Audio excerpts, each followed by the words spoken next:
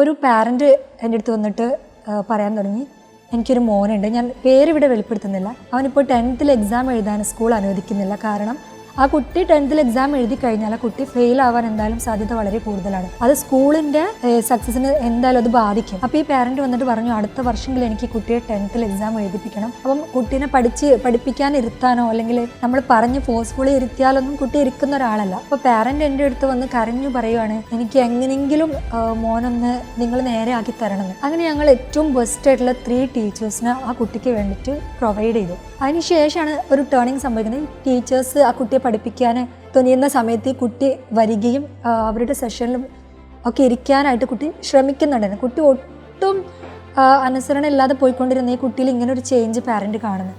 അങ്ങനെ പാരൻറ്റ് എൻ്റെ അടുത്ത് വന്നിട്ട് വീണ്ടും ഭയങ്കര കരച്ചിലായിരുന്നു. ഞങ്ങൾ ഭയങ്കര ഹാപ്പിയാണ്, മോൻ അറ്റ്ലീസ്റ്റ് ഇരിക്കുന്നുണ്ടല്ലോ, അവന് ഗ്രാസ്പ് ചെയ്യുന്നുണ്ടോ എന്നതിലൊക്കെ അപ്പുറത്ത് ഈ ടീച്ചേഴ്സിൻ്റെ ക്ലാസ്സിൻ്റെ മുന്നിൽ അവർ വന്നിട്ട് ഇവന് ഇരിക്കുന്നുണ്ടല്ലോ എന്നുള്ളൊരു കാര്യം പറഞ്ഞിട്ട് ഭയങ്കര കരച്ചിലായിരുന്നു.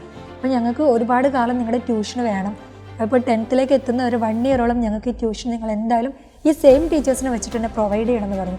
അപ്പോൾ അങ്ങനെ ഒരു ഫീഡ്ബാക്ക് കിട്ടിയപ്പോഴാണ് എത്രത്തോളം ഗ്രേറ്റ്ഫുൾ ആണ് അവരുടെ വാക്കുകൾ ഞങ്ങൾക്ക് എന്നുള്ളത്. അങ്ങനെയാണ് കാലിഡോ ഒന്നുകൂടെ സീരിയസ്നെസ്സോടുകൂടെ ഒരു ടേണിംഗ് പോയിന്റ് അവിടെ സംഭവിക്കുന്നത്.